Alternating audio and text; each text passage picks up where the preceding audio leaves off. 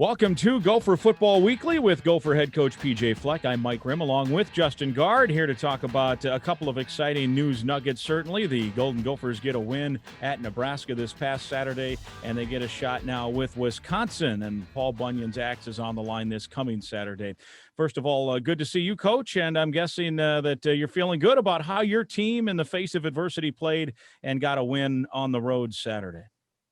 Yeah, that was a mission, find a way to win. You know, I thought the players executed the game plan perfectly, not just the X's and O's, but how we were going to have to go manage and go win that football game with 33 players out, multiple starters from the offensive line, defensive line, the wide receiver position, the tight end position. You can pick a position, and we were shorthanded at it.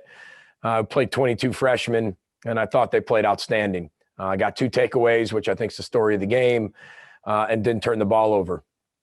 We had 1 penalty until the fourth quarter, which I thought, was really well executed by our players, showed incredible discipline, and they found a way to win. I think that was the biggest takeaway. We wanted to shorten the game, take care of the football, get takeaways, do everything we can to score. And then the main focus was, hey, if we get a chance, we got to finish the game on offense. And we hadn't been able to do that in some games, and I thought our players showed tons of progress by finding a way to get that done. And it wasn't just with Mo. I mean, Clay Geary makes a huge catch on the sideline, and we had multiple receivers have the most catches they've ever had in a game. So it shows not only good things for right now, but also shows good things as we continue to go into the future.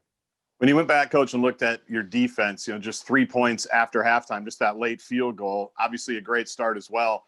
How have they improved, in the last couple of weeks? That was the first game in a couple of weeks as well. But from the start of the season to where you are now defensively, what stands out? JG, I mean, this is kind of where you wanted to be maybe when the season started, because of you lose spring ball, you lose your summer. We knew we were going to be very youthful and inexperienced on defense by losing 4 draft picks on defense, multiple starters. And we knew that. And that's why I said everybody gets affected differently by the challenge of COVID. And we didn't have a lot of that time like anybody else didn't. But if you have an experienced team on one side or the other or both, you're going to have a huge advantage. Our offense, now we've been hit with COVID, which has affected us. But, we've been a little bit more successful on offense at the beginning of the year because we had more experienced players on that side of the ball. And then you get on the defense side, a lot of younger guys, and we're starting to play a lot better, and especially being as shorthanded as we were on defense. I thought Rashad Cheney, and you look inside with D'Angelo Carter, and look at what they did as freshmen against, Nebraska's big offensive line. I mean, that just shows what's coming. Mariano had 18 tackles, but we spent a lot of that time that we were off, especially when we're doing our progression, a lot on individual, a lot of techniques, fundamentals, and getting back to that to just develop it. Even the week of Nebraska, we did more fundamentals than we ever have throughout a week of practice.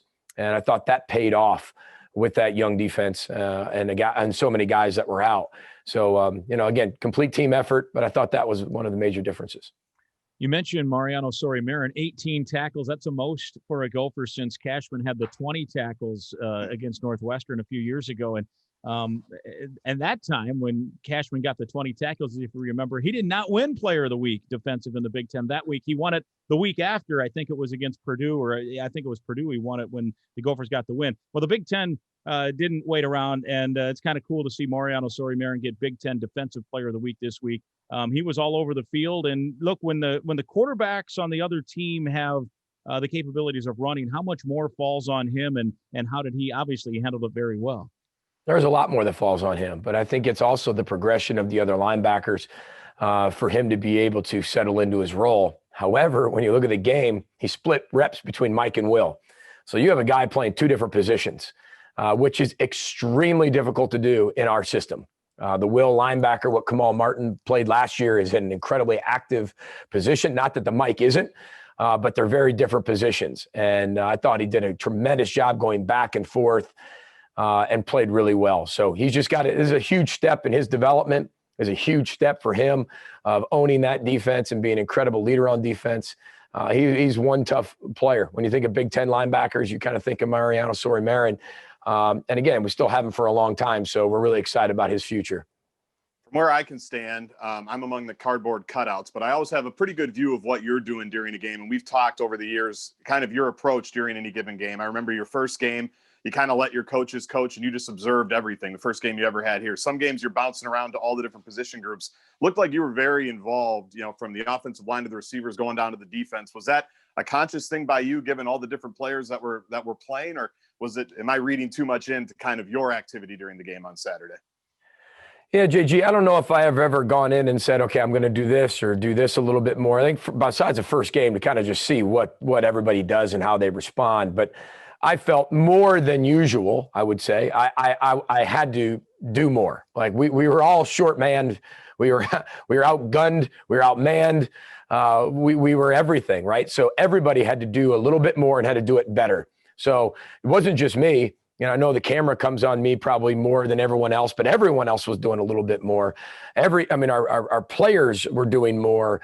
Our coaches were working harder because everybody was just a little short-staffed, short-manned, and for everybody to be able to pitch in a little bit more. But I knew we were going to have to there were so many young kids on that field that they were going to have to hear it's okay. It's okay. Right. And because I still remember my first college football game, I got a ball thrown to me, went right through my hands, and it was a pick six back the other way. And I was known at the end of my career for catching everything. Right. But I was a pick six, and I go back over to the bench and I sit down and sitting by Justin McCarron, who played 8 years in the NFL, and Darrell Hill, who played like 6 years in the NFL. And I'm in the middle of them, like I stink. My first chance, I catch everything. Joe Novak walks over to me, hits me on the knee, says, "Don't worry, Rook, we're going to come right back to you." And I thought he was going to come yell at me. But it was that one moment that said, okay, well, there's a difference between the fourth-year player doing it that you count on, that you can handle the situation differently, versus the first kid getting his first reps. Austin Henderson ran out there a few times and he hasn't even practiced. He's only had 3 practices with the team. Instead of the scout team. And, I just thought everybody handled themselves with poise. Even Daniel Jackson, when he had 2 tough plays, came back and responded. I thought our quarterback held himself very positively in the pocket with a bunch of new players in front of him. There's so much that if you read between the lines and you peel back the onion, and as you said, I don't think you're reading into it. I don't think you're trying to read into something. It was a very challenging game, and it was going to take all of us to just be better than we've ever been. And our players found a way to execute the game plan well. Well, you mentioned Daniel Jackson. He got his hair tussled by about everybody on the field. That was how people responded to him. They ran over and kind of ran there. You weren't the only one that kind of patted him on the head. I thought that was kind of funny. He was probably like, "Leave my hair alone. It's looking good right now." But that's how Daniel Jackson was being accommodated to there on the field.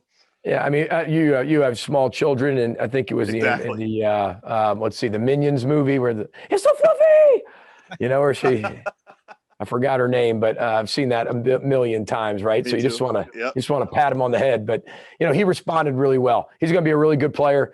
He's got to continue to get better, change his best. But the only way you get better is put in those positions of what you can do and what you need to be able to do and what you haven't done yet. And I think he responded in a very positive way. And Coach Simon got a lot of those guys ready to play and made some big time plays for us that haven't had an opportunity before. Yeah, no question. They got their feet under and made some catches, as you mentioned. And we could go through. I think this is the beauty of the win. We could almost go through, the 25 or 30 guys that had an impact, and they all, as you said, did a little bit more. I wanted to ask you specific about, and we'll probably hit on a few of these guys, but you had brought up defense, and Guardsy to ask you about defense. I wanted to ask you about Boye Mafe, as he had a huge game, obviously forced the fumble, had a couple of sacks, had a couple of pressures. I thought, as Daryl Thompson likes to call it, he bubbled the line of scrimmage in some of those jet sweeps, which allowed other guys to come in and get the tackle later in the play. What can you say about his progression as a player? Boy, we're a different football team when he plays, right? You can just start to see as we keep forming this. And I know it's pretty hard for our fans because they haven't got a chance to go around, get to see our football team, watch spring practice, watch spring games, get those depth charts, know who's in, know who's out, who has COVID, who doesn't, who's going to play. It's hard to gain traction this year of even who's on the field and who's going to play for us. But he's a guy, that when we missed him at Purdue, that was devastating for us. We knew that was going to be a major piece of the puzzle to beat Purdue that we weren't going to have. And then the games get canceled. And we're just so thankful to have him back. Coach Wilt's done a great job of developing him into an elite pass rusher. I think he's one of the best ones in the league, becoming one of the better ones in the league. And again, like you said, and also helping be able to get better at playing the run. I think he's a really good third down defensive end right now, can really rush the passer. And now he's starting to develop even in the run game, setting edges, shedding blocks, making tackles. Same thing with Big O. So everybody's just getting better. And that's all I want to see is people getting better. And from the beginning of the year till now, have we gotten better? And that answer, the question is yes. And I mean, from the top to the bottom. And you get a chance to see that. Even some of these young guys who shouldn't be playing yet, I mean, they have to play. And again, we'll get some of the guys back as we go. But again, people are going to have to be able to play and contribute and do more than they ever have. I read Pete Thamel's piece on Saturday night, his takeaway piece, where you kind of let him in on what the theme of the week last week was. For those that maybe didn't read it, can you explain how Valley Forge had an impact on the program last week? Grimmy, you want to go to a commercial first, or you want that story? You want the tease for Valley Forge, yeah, George let's Washington? Tease, for Valley Forge, nothing better than Valley Forge. I'll get my Civil War outfit out, and we'll have a great time here. Oh, a Revolutionary War, not Civil War. Not Civil Revolutionary. War. Two different things, He needs Grimmy. the lesson. He needs the lesson right now. I need the lesson. Let's give him a break. And we better go to a break. You can tell I was not a sixth grade social studies teacher. That's for sure. We will take that break. We'll get the story here on Valley Forge and the Revolutionary War when we come back. First, we want to tell you about Onward for Business, presented by Sunbelt Business Advisors, wanting you to be on your team when you buy or sell a business. Onward for Business is the one-stop shop for buying or selling your business and for payroll, insurance, bookkeeping, and more. Onward, Sunbelt Business Advisors, proud to sponsor Gopher Football Weekly with PJ Fleck. Mrs. Allen, my fifth grade teacher, I'm sure is upset that I got that war mixed up. So PJ Fleck will straighten us out when we come back. I got Mr. Hall. Mr. Hall, I got you. AP history. Last time I paid attention, but I was, brother. Go ahead. This is Gopher Football Weekly with PJ Fleck from Learfield, IMG College. Welcome back to Gopher Football Weekly with PJ Fleck, Mike Grimm, and Justin Gard with you, and the head coach PJ Fleck, of course, along with. Since his name's on the show, he has to be here, and he's going to put his get the chalk and the chalkboard out. And it's not coaching, although really teaching is coaching. He teased and Guardsy asked him about the Valley Forge theme. I messed it up. I said Civil War. Of course, it's the Revolutionary War. I do know this, if memory serves, in my history lesson, that there was a very cold period where it was very hard in Valley Forge in the middle of the winter during this war. Am I on the right path at least? Boy, you really are. There you go. Now you're cooking with Crisco. So tell us about the theme. We have a theme every week, right? This is nothing new. For 8 years being a head football coach, I'm a sixth grade social studies teacher. I mean, what do you expect?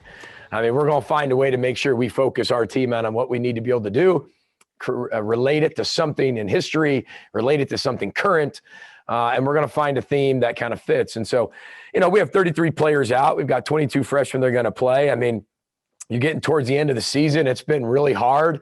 The American Revolution and the Revolutionary War was the great story of underdogs. I mean, here we are as colonies in the Union that want to break away from the redcoats and don't want to be taxed anymore. And we're going to throw our tea in the Boston Harbor and say, stop pushing us around. We haven't won. We've only won one time since 1960 in Lincoln. Well, we just made it the second time, right? So there was a lot of things going on. And, we focused on the Battle of Yorktown. That was the whole theme. But Coach Haynes on Thursday, we have a member of our staff kind of feed off that theme and talk Thursday to the team. And he hit on, the theme was Yorktown. And so we were talking about Yorktown and how we defeated the British at Yorktown, 1th by land, 2th by sea, right? And we had to find a way. But that would have never happened if it wasn't for Valley Forge. And Valley Forge was a really, really tough place to be. And it tested everybody's will and everybody's cause more than anything. And so we were gonna need everybody. We were outmanned, we were outgunned, we were outshipped, right? We were getting low on ammunition, and we had our pitchforks, our axes, our bayonets, and we were gonna have to find a way to get to the next battle. We were going to have to win Valley Forge. And first half was Valley Forge, and that's what we told them. Second half was we won Valley Forge. We got out of there, and now we have to actually go win the whole thing with Yorktown. And they did. And sometimes you have those, everybody's like, wow, that you said that to them and it worked. Sometimes it doesn't work. Okay. Right. Like we have a theme. We've lost games here, right? I mean, we all know that. And we've had themes too, but it's a way for them to be able to focus and to go through the week, learn a little bit, have fun with it. I mean, that word fun, I know is really hard to swallow, but to have fun. I mean, we had an egg toss at the end of one practice. We rolled a virtual roller coaster at Disney World before one team meeting, just to have fun and realize like how much of a challenge this was, and then give them a piece of history so they understand what they were able to do. So that was the whole theme of it. I always give out little trinkets, and we did some little Revolutionary War. I said that you're going to have to, before you go to bed, because we had to do everything virtually. They had to pick these up. I usually do bed check. I'm not doing bed check now. This year, so they have to pick up their little trinkets when they come down for snack. And I don't know if you know, but there's Battle of Yorktown Army figurines, right? Just like we used to play with Army figurines. So I told them before they went to bed, I was like, listen, when we were kids, we had to use our imagination. And we had to use these little figurines to like fight battles and win. And they're sitting there looking at me like, you did what? So that was their little gift before they went to bed, their little joke, that they kind of had. So that was the whole story of it. And again, not one person in our program is comparing playing a football game to a war or a battle or anything between life and death. It wasn't comparing that at all. It was just giving some type of reference and motivation to what's happened in our country and what's happened in our world, that we can overcome anything. So again, I want to make sure I'm very clear on that, though. This is not comparing football to war or battle, not even close. Life and death, and then a game, not even close. But I just want to make sure I'm very clear on that. But I like to be able to educate our players on history as well as we go through the season. And your play-by-play guys, who now has that war. He's got that straightened out. How old are you, Grimmer? 50 now? You figured that out now. Well, I was on the right track. It does make more sense when Guardsy interviewed Tanner Morgan in the postgame, and he said no taxation without representation. I was wondering where that came from. That was very political. Yeah. 1700 politics. Yes. No doubt about it. Well, that's pretty cool. And as you mentioned, each week you have a theme, and sometimes they work, sometimes they don't. This one works. And the good news is they've definitely worked more than not over the course of your 8 years. As long as we're on this subject, has there been one that was just such a big dud that you just said we're never gonna? Because I know you have occasionally rekindled one that might have worked a few years ago or what have you. Have you had one that sticks out that like you even joke about? Like Guardsy and I will have things that we do on the road, and like, yeah, we're never doing that again. That was dumb. That was my fault. Whatever. Have you ever had a theme where you're like, man, that was not good? I wouldn't say that, no, because I'm not one to ever say, I regret doing that, or, it is what it is. It happened exactly the way it happened. It meant to be that way. I think when you're looking at this year, we put a lot of, when you're talking about the grow higher and the bamboo tree in year 4, and I look back on that and sit there and say, okay, we can reuse it because we really never really got to that actual meaning and got to build our year around that. There were things that took way more precedent than that. I think we've been able to learn from everything we've done, things that have kind of worked in our advantage, things that, it's not about it works and it doesn't work. It's just about the week. These kids have so much to do and so many expectations, and academically, athletically, socially, spiritually, their life. And when they come to the building, we want them to have fun. We want them to be looking forward to something. And you'd be shocked that they just want to guess the theme. They want to guess what are we going to do this week? And it brings a little bit more than just the stagnant, monotonous every week. And that's fine for the first few weeks, but you're in a pandemic. We've had a lot of social issues. It's been a long year for everybody. Here we are, mid-December, still playing a regular season just ended. Now we're getting into championship week. So it's one of those years that you've learned so much from, but have given you even more for the coming years. So if I would think about it, I'm sure I could come up with one or two, but I wouldn't say I regret them. I would probably just say, wow, that was, how about this one? In 1 and 11, all 11 that didn't work that year, I'd probably say those 11. Well, and you think about, and I think what you're hitting on is that the monotony, I guess, of a season sometimes. If you and even your message sometimes after 7 or 8 weeks, the same voice can get for a player, you could get tuned out to where if you can bring a unique message and a unique and fresh approach every single week, right? That becomes something kids can engage in and week out. Yeah, so when you get to the season, like this year, it was our historical, we call them historical battles, right? In the world, in world history, U.S. history, and it could be anything. It could be Pepsi versus Coke. That's a historical battle, right? I mean, it could be an actual war or a true battle. It was certain things like that. And that's what the whole theme of this football season was. And then each week you're picking one of those, and they're looking forward to that. Elite leaders, right? That's another thing. And then you're picking from those elite leaders each week. Musical groups or musical influences in our American history, and you're using all types of genres. And that's the music that's played during the week in practice. There's so many ways that you can have cultural ways to teach lifetime lessons. And find a way to make it really fun. And I think that's the elementary school teacher in me, is that, you're dealing with 35 sixth graders, and, one kid's picking his nose over here. One kid's, he's still not potty trained over here. You got this kid that's, waiting there ready for pre-calc. It's like you have such a wide range of these young people, and you have to find 35 different ways to make sure everyone gets the lesson. And I think that's part of what we do inside our culture that might be unique, different, but it's us. And I'm not afraid to ever share that with people, because when you share things, you leave it open for arrows and scrutiny. But you know what? There's more people that take things from our program, and that's what we do it. We want to share it. We want to share it with schools, share it with elementary schools, teams, coaches, leaders, so they can use maybe some of that stuff to make their programs or what they're in charge of maybe a little bit better. And that's what we want to continue to do, to share with our state of Minnesota. Indeed. All right. Well, let's take another break here. We'll come back. I know Guardsy's dying to ask you a few more questions. I've got a few. We've got Wisconsin coming up Saturday.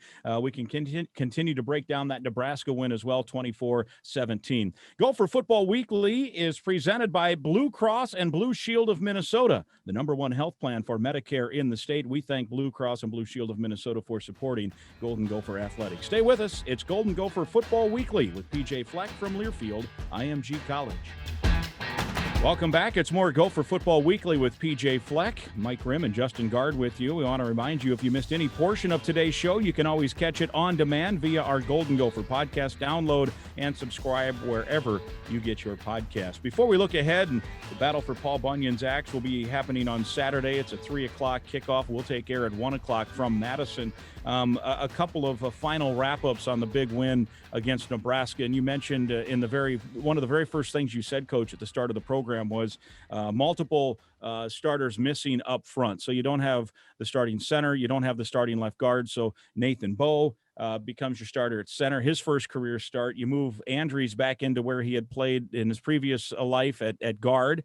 And then you bring in Ariante Ursary and JJ Gaudet playing for the first time ever in their college career, for sure, with the Ursary. I don't know if maybe JJ had gotten a play or two in over the course of his career, but nothing on a regular basis. And man, that's group of 6 guys. I thought, one, pass protected amazingly well, and two, when the game, as you mentioned, was on the line,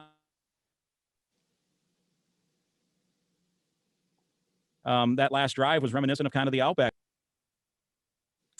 Yeah, we knew we were going to have to finish the game on offense somehow, some way. We wanted to do that, and that was going to hopefully be the case if we could keep the game close, shorten the game, play somewhat mistake-free football, do really good on defense, keep them out of the end zone. We knew we were going to be able to have a chance. But when you look at as many guys that played, and you look at that offensive line, it's just a credit to the coaching staff and credit to the players.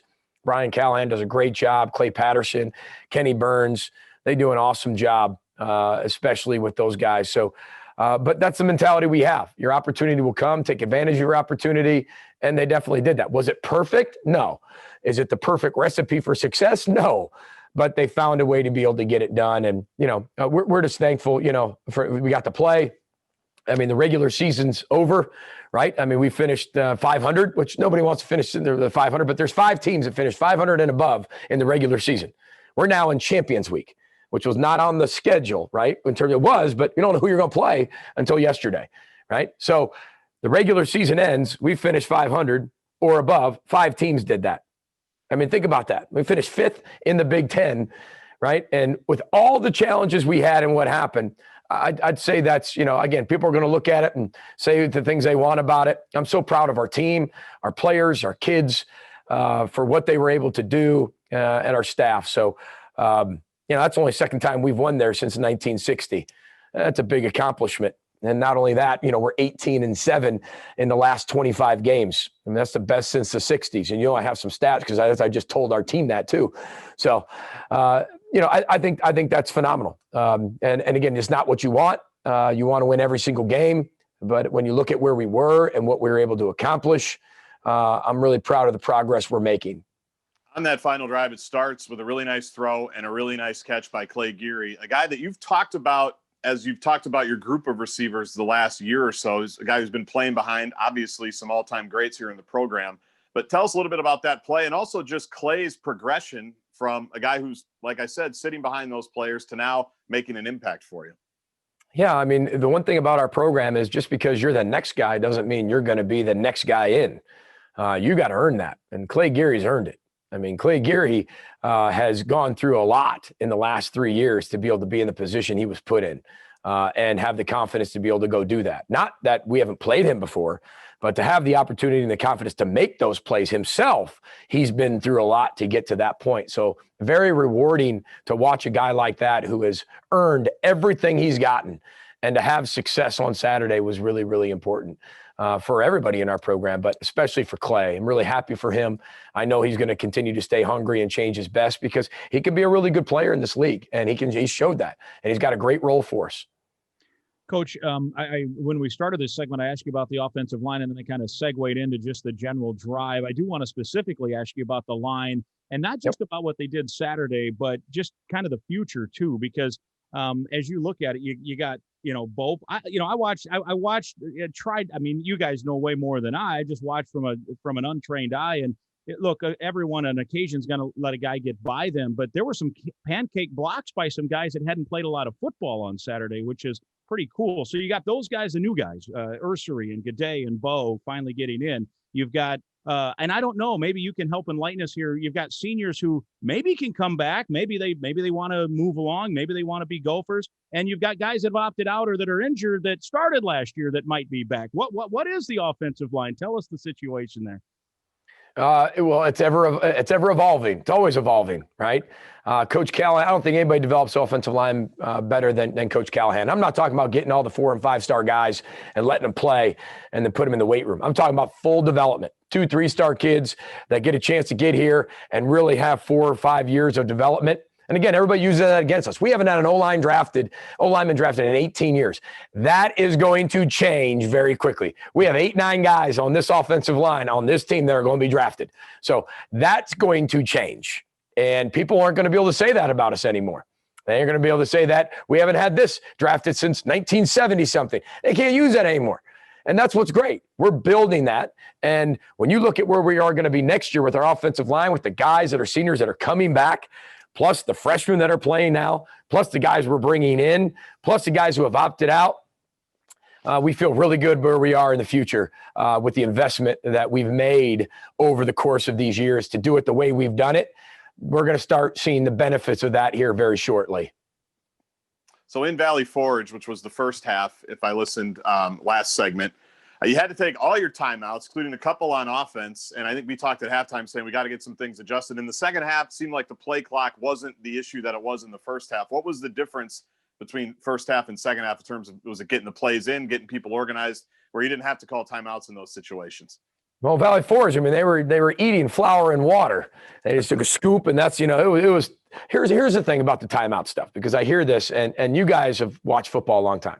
In the first half, guys, I'm gonna burn a timeout whenever I feel when something's just not perfect. Yeah, we've talked about that. Because it doesn't matter. Like, to me, those are timeouts to use. The second half timeouts, it better be really, really special or really important for me to bang a timeout, because of the end of the game it truly means possessions to truly win the game. You don't know how that's going to unfold. The first half sets up that. So if I don't like an alignment, I don't like Mariano covering Wan'Dale Robinson, I'm going to bang a timeout. And they did a good job finding a way to do that. But we were going to let them get away with that. right? I'm not just allow it to happen. If the play clock's running down and I don't feel comfortable that one, we'll either get it off, or two, don't like the look, bang a timeout. Why would I put our players in a bad situation? And again, the second half is when you make a lot of those adjustments that maybe caused you to do that, to not take the penalty or the negative play in the first half. Because again, usually everybody shows you your cards in the first half. You show what your answers are going to be to certain things. Halftime, you adjust. And then again, our coaches know, listen, I'll bail everybody out in the first half. If you need something, I got you. No problem. Formation wrong. Nobody feels good about the front, the look. We don't like who's covering who. I'll bang a timeout. And usually I'm in charge of that 100%. But we get to the second half, they're priceless. Those are possessions. That's a whole possession that we get the ball back if we need it, right? And I'm not saying I won't use them, but people just think, oh, it's screwed up. It's not screwed up. It's just there's something in there that maybe I just don't like as much, or I don't want to take a penalty, or I just don't see exactly what I want to see. So again, I have a certain, just like my 2-point stuff. I'm not going to ever go for it on 2 until the fourth quarter. Everybody knows that. Like, you have your own coaching philosophies, right? And you stick by those. There's times I've used 1 timeout in the first half or no timeouts in the first half. Rarely, but I like to use them. I use them for what you guys would call momentum breakers. Like I use them as Coach Patino would use it on a 16-0 run. Like, I use them to use them. They're there, especially in the first half. So I'm going to use them. I'm not going to stop using them. But people just think, oh, another timeout. What's wrong? There's nothing wrong. You know, maybe somebody is really winded, or somebody got banged up and they're not going down, but we want to get them checked out. Or, you know, I want to give that guy a little break. Or he's taking 4 in a row, call timeout because I want him to take 5 in a row. And if I have to take 5 in a row, I got to pull him out. There's so many things. Sorry for rambling on about that, but.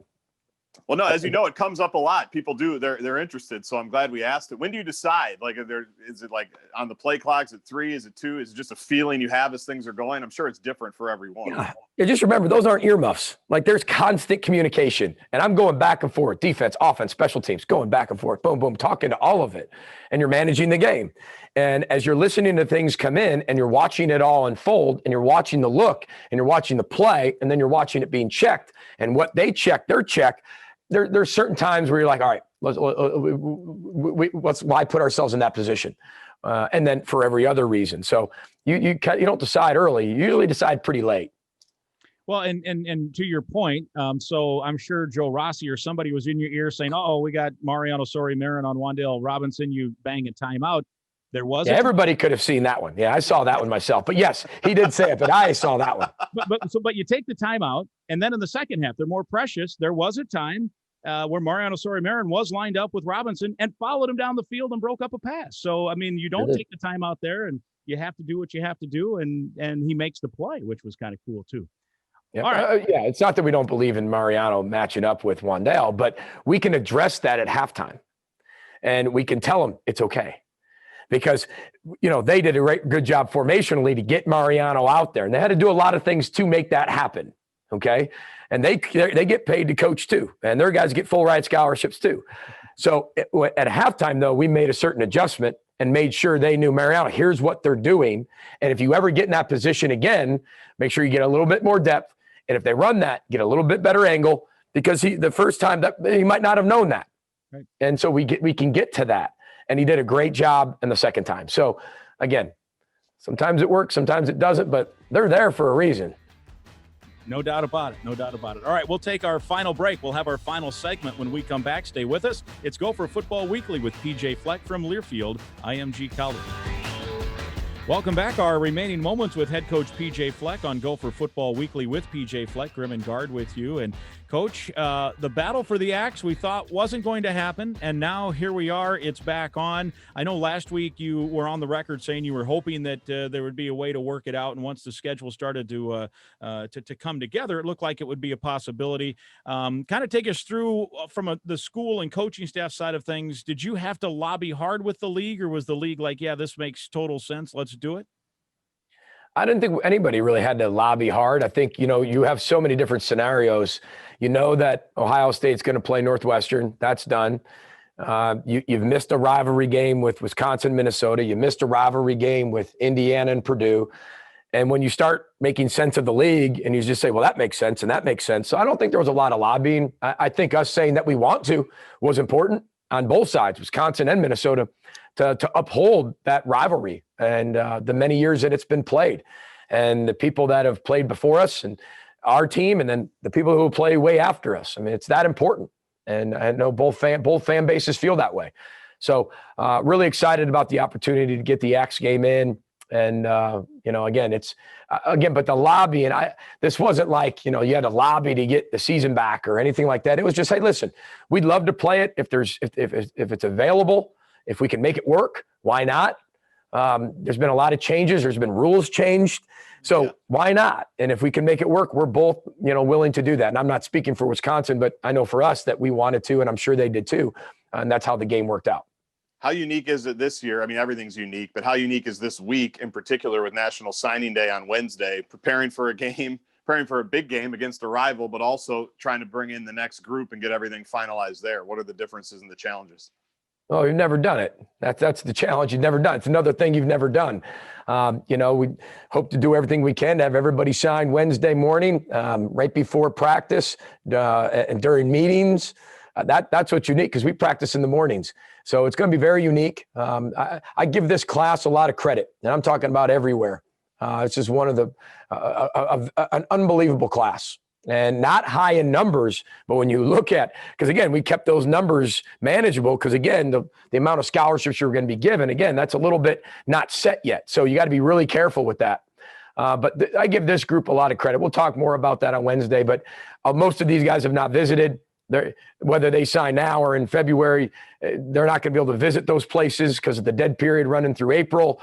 I mean, there's so many things that this group has had challenges with, just like every team on their own team. Recruiting's been a challenge as well. So we're just excited about the class, excited about the future, and we'll talk more about that Wednesday. But a lot of challenges as running a week. This isn't a bowl game. This isn't like you have 3 weeks to expand it out and everybody come back and then we can go back out.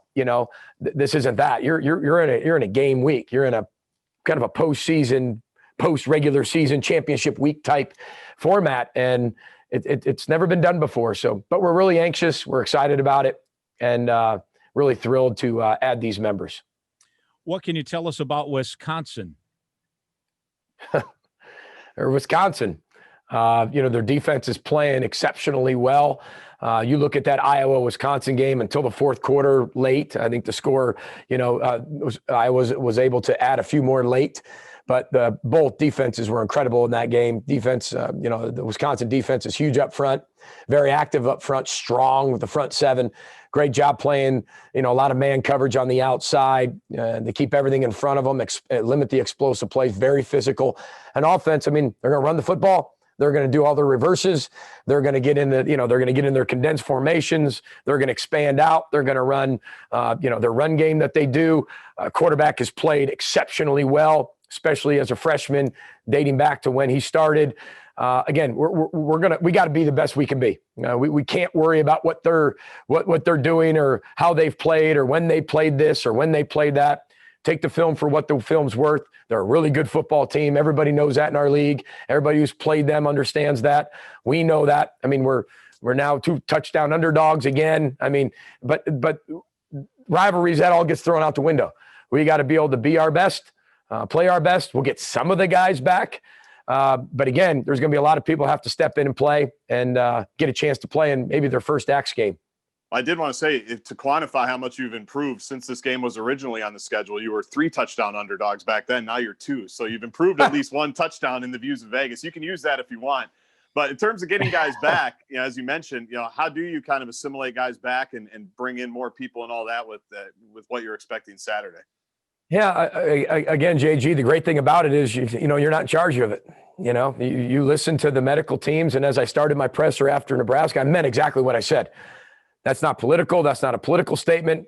From Mark Coyle, who's doing an unbelievable job, to President Gable, who's doing an unbelievable job, to Joy Thomas, right, to Dr. Nelson, to Mike Sipniak. We are surrounded by people who truly have the best for our student athletes at the front of their mind all the time, medically, physically, mentally, emotionally. And that's special. And so all I got to do is coach them, know who's coming back, when they return, and if they return this week, or if not, for another week. So we're going to do everything we can to get everybody ready, and hopefully do everything we can to play our best football game of the year on Saturday.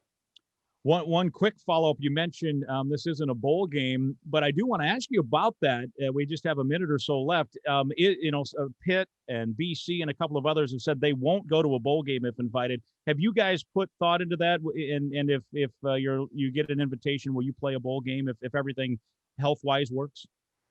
To answer your question, and I'll do it I'm going to tell you exactly what I'm thinking right now. Is our focus is completely on Wisconsin, period.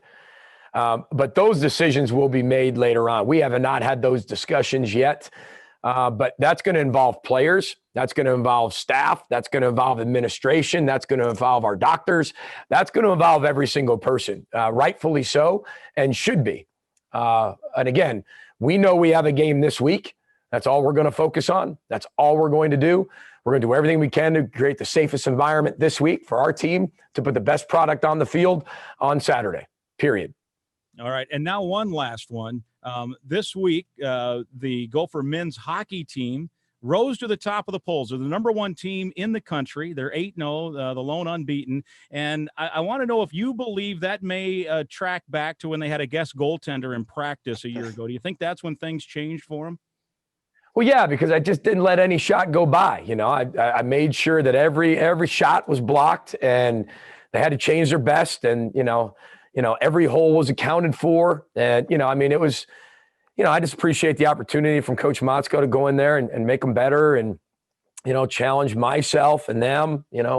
Look, that's a joke. I'm kidding. I am the worst. That's the second time I've ever been on skates. So, but I will say this, Bob Motzko is doing an unbelievable job. And everybody knew that when we hired him, exactly what we're going to get. And he's doing it the right way.